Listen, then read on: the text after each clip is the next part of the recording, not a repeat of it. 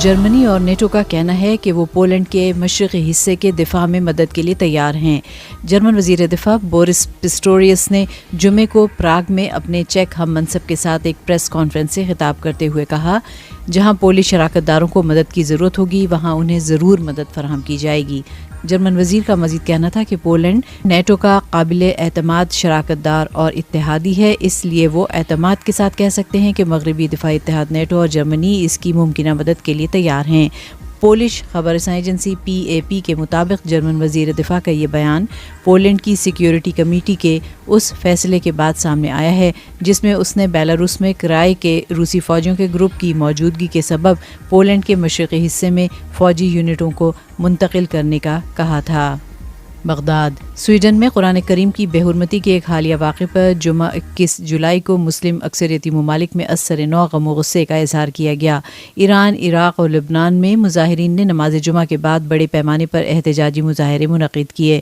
جمعرات کو Swedish police کی طرف سے اجازت دیے جانے کے بعد ایک عراقی مسیحی باشندہ اسٹاک ہوم میں عراقی سفارت خانے کے باہر قرآن کے ایک نسخے کو ٹھوکر مارنے کے بعد مسلمانوں کی اس مقدس ترین کتاب پر قدم رکھ کر کھڑا ہو گیا۔ اس واقعے سے چند گھنٹے قبل بغداد میں مظاہرین نے سویڈن کے سفارت خانے میں گھس کر آگ لگا دی۔ یہ مشتعل افراد قرآنی نسخے کو جلانے کی دھمکیاں دیے جانے پر اپنا غصہ ظاہر کر رہے تھے۔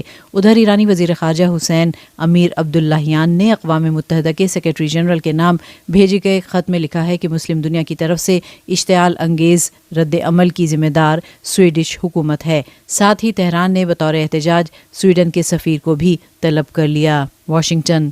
امریکا نے تصدیق کی ہے کہ یوکرین روسی فورسز کے خلاف امریکی کلسٹر بموں کا مؤثر طور پر استعمال کر رہا ہے۔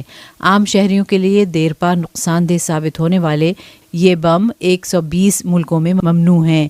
وائٹ ہاؤس میں قومی سلامتی کے ترجمان جان کربی نے جمعرات کے روز میڈیا سے بات چیت کرتے ہوئے بتایا تھا کہ امریکہ کو موصول ہونے والے ابتدائی فیڈ بیک سے پتہ چلا ہے کہ روسی دفاعی ٹھکانوں اور کارروائیوں کے خلاف کلسٹر بموں کا مؤثر استعمال ہو رہا ہے۔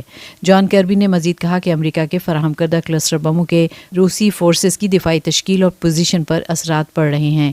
یوکرین کو کلسٹر بم فراہم کیے جانے کی امریکی تصدیق کے بعد روسی صدر ولادیمیر پوٹن نے کہا کہ اب روس بھی کلسٹر بموں کا استعمال کرے گا۔ سڈنی۔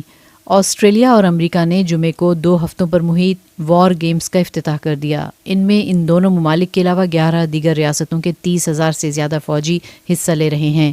طاقت اور اتحاد کی نمائش کے مقصد سے شروع ہونے والا یہ ایونٹ ہند بحر الکاہل میں چین کی تیزی سے بڑھتی ہوئی جارحانہ طاقت کا جواب ہے۔ پہلی طلسم سابر مشترکہ فوجی مشقیں 2005 میں منعقد ہوئی تھیں۔ تب سے ہر 2 سال پر ان کا انعقاد ہوتا ہے۔ میڈرڈ۔ جنوبی یورپ کا خطہ جمعرات کو ایک ہفتے میں گرمی کی دوسری شدید لہر کی لپیٹ میں رہا۔ اس دوران اسپین کے کچھ حصوں میں درجہ حرارت 45 ڈگری سینٹی گریڈ جبکہ اٹلی کے دارالحکومت روم میں 43 ڈگری سینٹی گریڈ تک پہنچ گیا۔ جنوبی فرانس میں بھی درجہ حرارت 40 ڈگری سینٹی گریڈ کے قریب رہا۔ یونان میں شدید گرمی کے باعث لگنے والی جنگلاتی آگ جمعرات کو بھی جاری رہی۔ ایتھنز اور کورنتھ کے درمیانی علاقوں سے لوگوں کے محفوظ مقامات تک انخلاء کا کام بھی جاری رہا۔ محکمہ موسمیات کی پیشگوئی کے مطابق جنوبی یورپی ممالک کو مزید چند دنوں تک گرمی کی شدت اور غیر معمولی درجہ حرارت کا سامنا رہے گا۔